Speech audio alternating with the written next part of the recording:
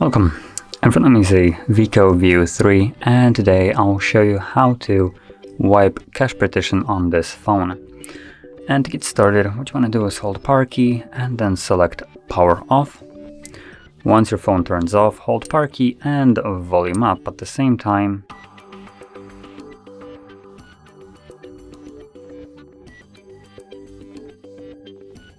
When you see the boot mode, you will let go of both of the keys.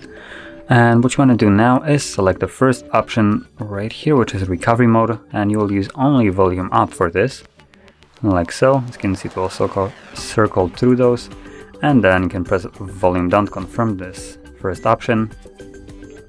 And this will take us to recovery mode, where we can find the wipe cache partition option. Now this time around we can use both of the volume keys to navigate, as you can see. So using those, you want to scroll down to wipe cache partition and then confirm it with power key. Select yes. And there we go, the process is now complete. As you can see right at the bottom, cache wipe complete. So all you need to do now is press power key once more to reboot the system.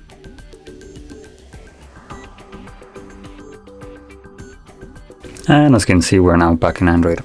So if you found this video helpful, don't forget to hit like, subscribe, and thanks for watching.